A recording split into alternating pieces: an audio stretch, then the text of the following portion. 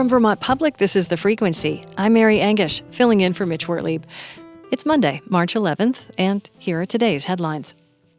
Late last month, Casella reported a leachate spill at Vermont's only open landfill in Coventry. Almost 9,000 gallons of leachate leaked out of a portable system Casella is testing to remove toxic PFAS or forever chemicals from its landfill wastewater. Backup storage caught most of that, but about one-third spilled into a nearby stormwater pond. After discovering the leak, Casella spokesperson Jeff Weld says the company sucked up all the stormwater in the pond and put it back in the leachate holding tanks. Casella and state regulators say they believe the spill did not leave the site. Definitely the time to learn and understand why it happened so it doesn't happen again. But it's also not cause to completely abort significant efforts that have been made. Landfill leachate is full of PFAS and other harmful chemicals. Casella was temporarily operating the treatment pilot project under a tent in a big lined well. State regulators let them start before some of their permitting was finalized, and the process could be housed in a building. Environmental groups say that should not have happened. Casella has paused treating leachate for PFAS until it knows what caused the malfunction, and all of its permitting is complete. The arraignment of Bennington Representative Jim Carroll for a DUI charge was pushed back Thursday as he undergoes treatment at a residential facility. The Washington County Superior Court judge allowed Carroll's arraignment to be rescheduled to April 4th, according to VT Digger. Police say they found Carroll to be under the influence after stopping him for a, quote, excessively loud muffler outside the Vermont State House in late February. An officer said he saw several empty beer cans and a reusable shopping bag in Carroll's car. Carroll told VT Digger that he does not plan to contest the charges. Vermont black bears are already waking up from winter hibernation weeks earlier than usual. State biologists say they're getting reports of bear activity from the southern Green Mountains to the greater Burlington area and Connecticut River Valley.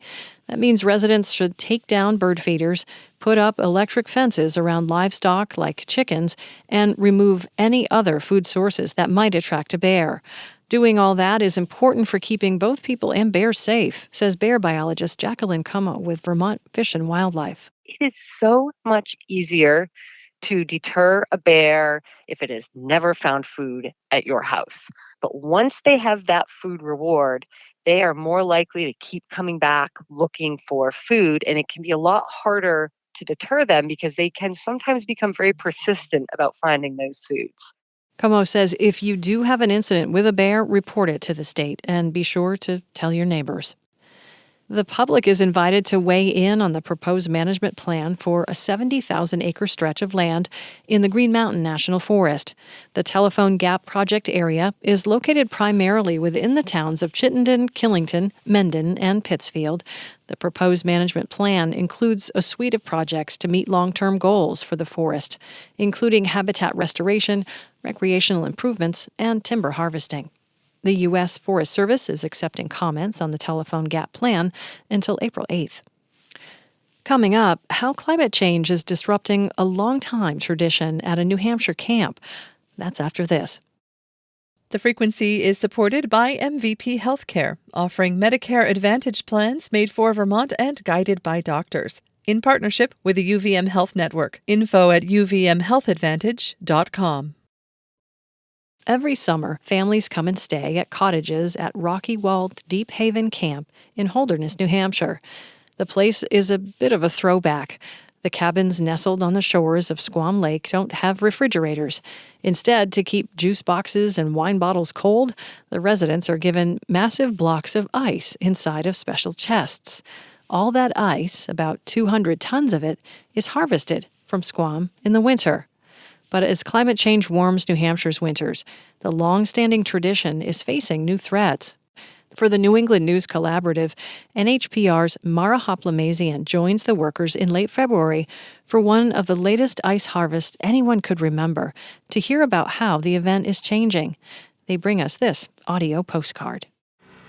It's just so beautiful out here, especially on Squam Lake. It's a pristine lake, and it's just absolutely gorgeous, especially on a day like today where it's not freezing cold and the wind has subsided and it's a blue sky day. scenery is amazing looking up at these beautiful mountains. Hi, Dave. How you doing?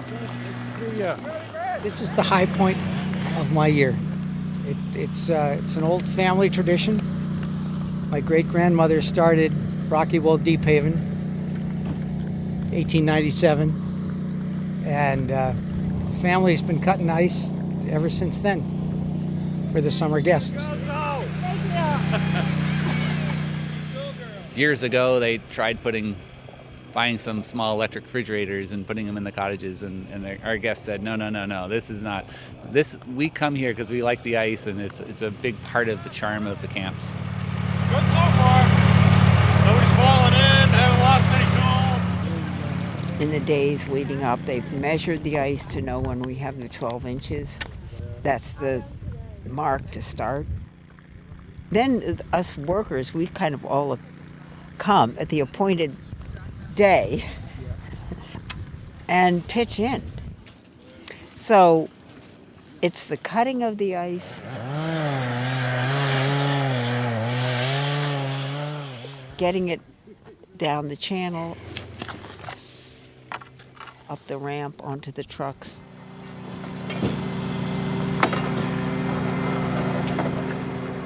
Take it to the ice house.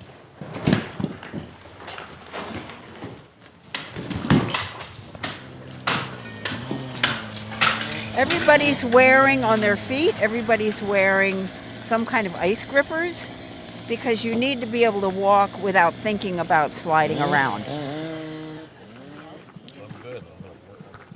One year we're out there and we're talking about a more safer way to do it and why we maybe shouldn't be standing on the already cut ice field. And then me and two of the guys that have been doing this the longest, all three of us just went right through into the water. We were standing on ice blocks.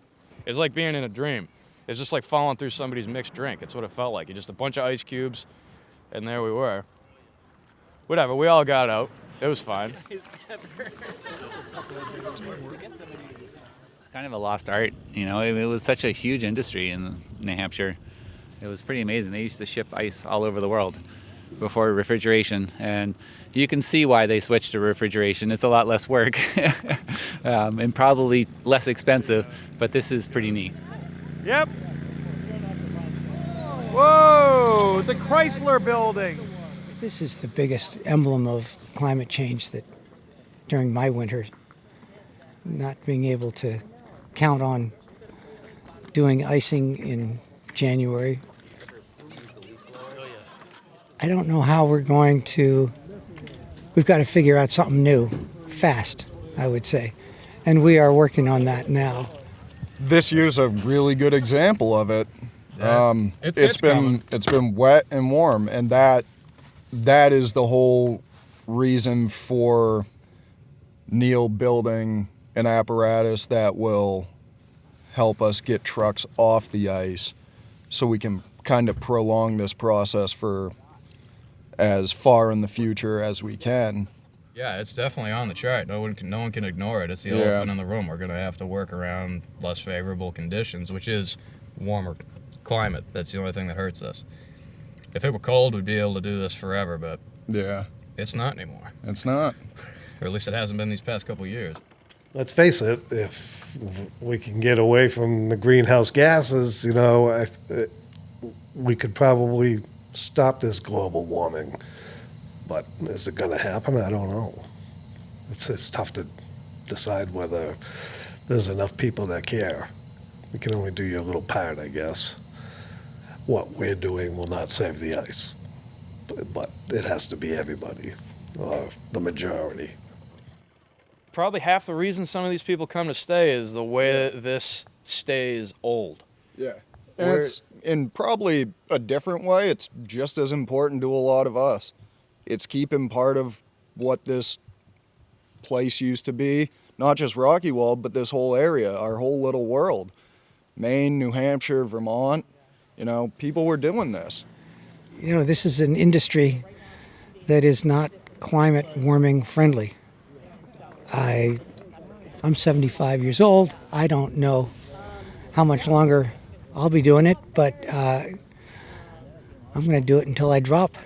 And I certainly hope that we will continue this tradition. The day that we go to ice cubes would be a very sad day.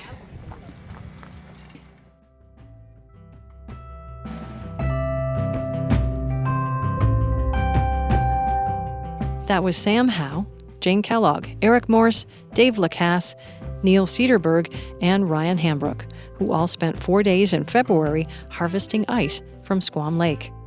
Thanks for listening to The Frequency today. We had additional reporting from Abigail Giles, Adia Golston, and Lexi Krupp. Our executive producer is Kevin Trevelyan, and our music is by Blue Dot Sessions. I'm Mary Engish. Talk to you later.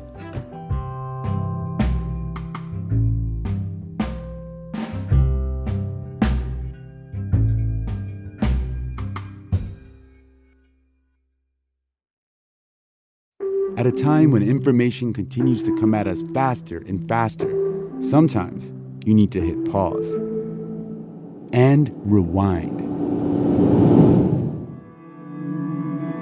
NPR's Throughline takes you back in time to the source of the news stories filling your feed.